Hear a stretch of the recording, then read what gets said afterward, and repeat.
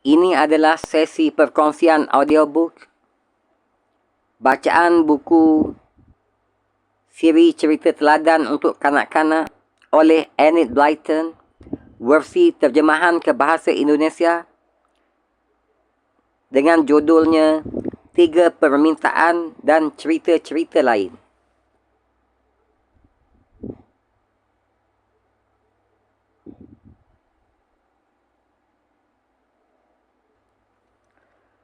Tiga Permintaan dan Cerita-cerita Lain oleh Enid Blyton.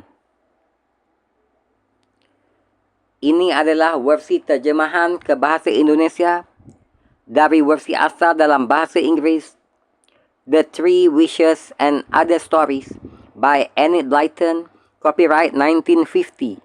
Text by Darrell Waters Limited, copyright 1983. Illustrations by The Hamlin Publishing Group Limited, all rights reserved. Versi terjemahan ke bahasa Indonesia dengan judul 3 Permintaan dan Cerita-cerita Lain oleh Enid Blyton.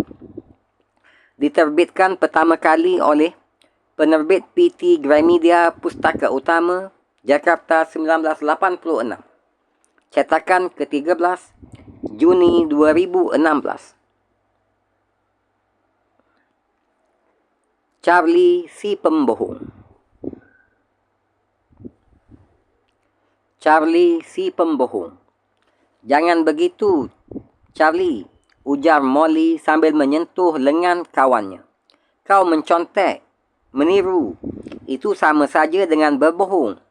Siapa bilang aku mencontek? Sahut Charlie. Kau bohong, lanjut Molly. Aku tak senang kalau kau begitu. Berbohong itu tidak baik.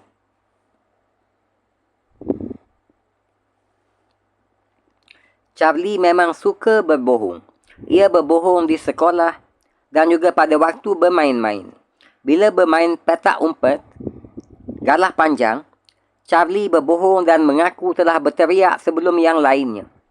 Begitu pula bila bermain ular tangga.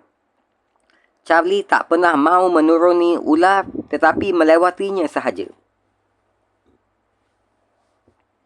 Pada suatu hari, ia sampai ke tempat yang belum pernah dikunjunginya.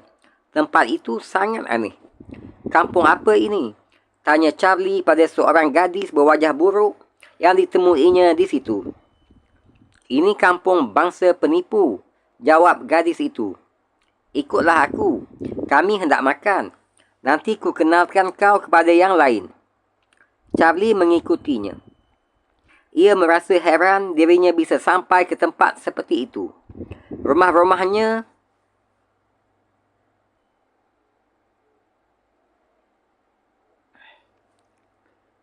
nampak mengerikan dan rosak. Penghuninya hampir semuanya anak-anak. Lucunya, mereka semua bertampang tidak menyenangkan, berwajah tidak menyenangkan. Wajah mereka licik. Dan kalau diajak bicara, tak pernah mahu memandang lawan bicaranya. Mereka suka menggerombol sambil berbisik-bisik. Mereka semuanya menuju ke tempat terbuka.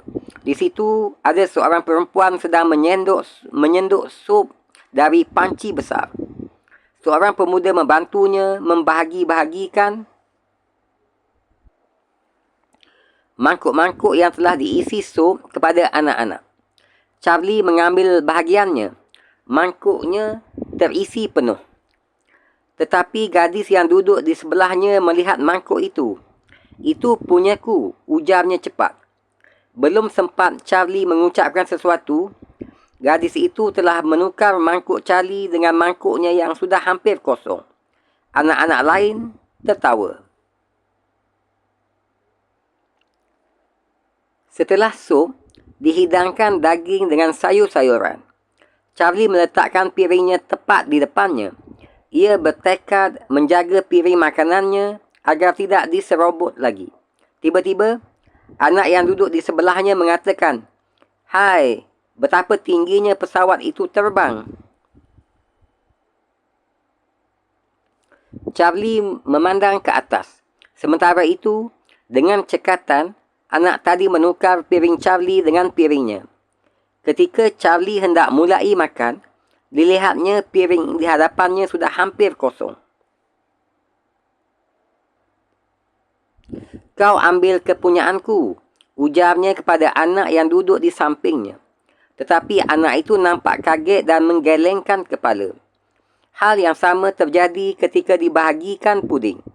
Puding Charlie diserobot oleh seorang anak dengan tipu daya yang membuat anak-anak lainnya tertawa terbahak-bahak. "Aku tak suka tempat ini," kata Charlie. "Aku akan segera pulang dari halte bis daripada pondok bas yang terdekat." Charlie merogoh saku celananya hendak mengambil uang. Tetapi uangnya sudah tidak ada di tempatnya. "Uangku dicuri orang," ujarnya dengan mata berkaca-kaca. Tetapi anak-anak lainnya malah menertawakannya. Charlie merogoh sakunya yang satu lagi, hendak mengambil sapu tangan. Tetapi sapu tangannya pun tak ada di situ.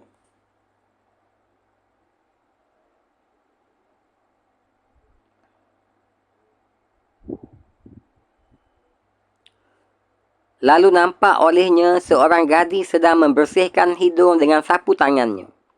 Charlie berlari mendekatinya. "Itu sapu tanganku. Kau pencuri. Kau mengambil sapu tanganku." "Ah, tidak," ucap si gadis.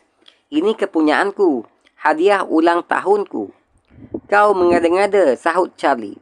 "Tentu saja," sela seorang pemuda. "Kalau tak pandai berbohong atau mengada-ngada, ia tak mungkin menjadi penghuni kampung ini. Orang datang ke sini untuk memperdalam ilmu. Syaratnya, ia harus jadi pembohong atau pembual dulu sebelum masuk menjadi penghuni kampung bangsa penipu ini." "Aku bukan bangsa penipu," ucap Charlie.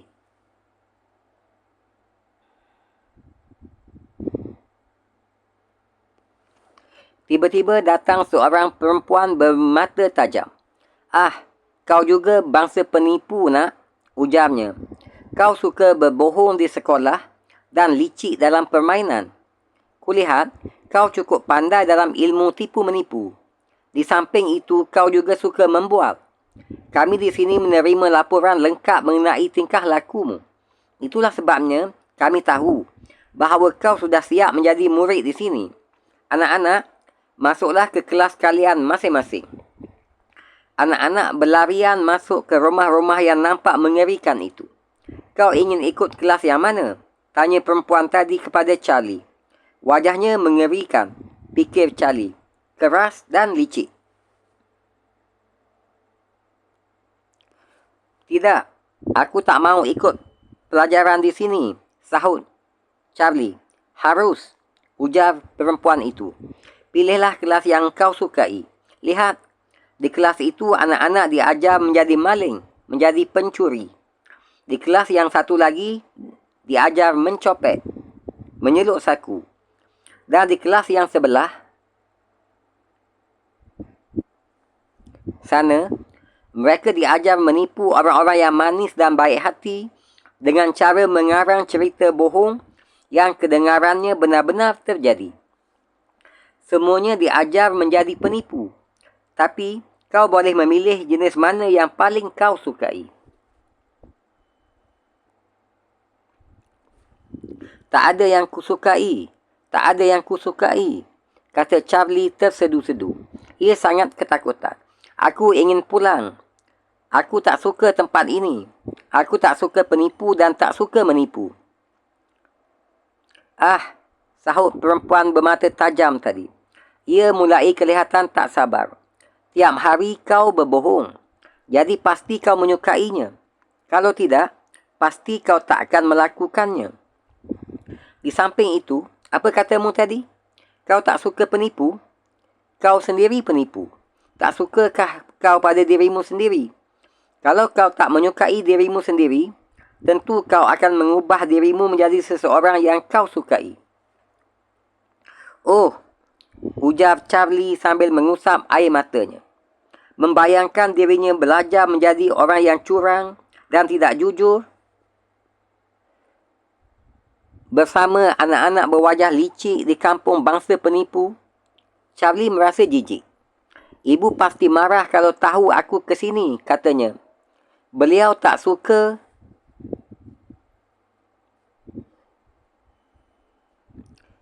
bila aku berbohong. Lepaskan aku. Aku tak sadar bahawa aku seperti anak-anak di sini. Aku sama sekali tak menyukai mereka. Mereka kelihatan tak menyenangkan dan tingkah lakunya curang. Apa bedanya denganmu? Tanya perempuan itu sambil mencengkeram lengan Charlie. Kemarin kau mencontek, meniru di sekolah, bukan? Kau curang waktu bermain ular tangga di rumah Caroline. Berbohong waktu melaporkan nilai pelajaran. Mengintip waktu bermain petak umpet. Semuanya itu kau lakukan, bukan, Charlie? Kau selalu berbohong. Aku tahu, seru Charlie, berlinang air mata. Tapi, setelah melihat hal itu dilakukan orang lain, aku jadi sadar betapa buruknya kelakuanku itu. Aku tak mahu menjadi orang yang tidak jujur, suka menipu atau mencuri. Tidak, tidak. Perempuan itu menggoncang-goncang tubuh Charlie hingga terjatuh. Kepalanya terasa membentur benda keras dan matanya terbejam. Ketika Charlie membuka mata lagi, betapa terkejutnya ia. Ia sedang berbaring di rumput di halaman rumahnya sendiri. Ibunya sedang membongkok, menggoncang-goncang lengannya. "Bangun!" ujar ibu. "Kau tertidur di bawah terik matahari. Kau berteriak-teriak. Mimpi rupanya kau, nak. Ayo, bangun."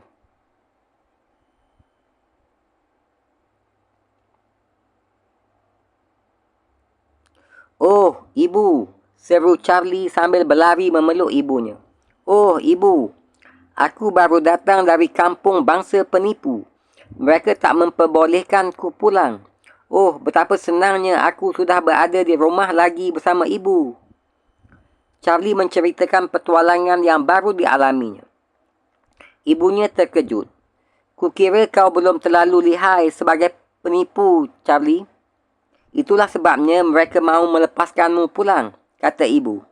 "Sekarang, setelah tahu bagaimana sebenarnya penipu dan pembual, ibu yakin kau tak ingin seperti mereka, bukan, Charlie?"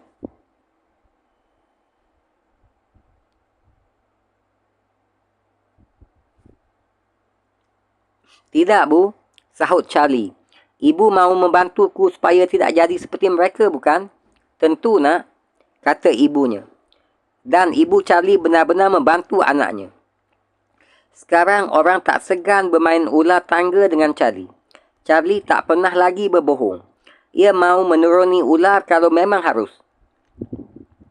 Tak seorang pun tahu mengapa Charlie tiba-tiba saja berubah. Kecuali, tentu saja, ibunya dan kalian yang membaca kisah ini. Semoga cerita teladan yang baru kita ikuti perkongsian bacaannya sebentar tadi bermanfaat untuk kita semua, untuk sama-sama kita ambil pelajaran daripadanya, insya-Allah.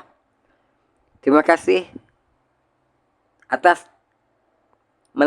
kelapangan masa untuk mengikuti cerita teladan ini. Sehingga berjumpa lagi dalam sesi perkongsian selanjutnya. Terima kasih.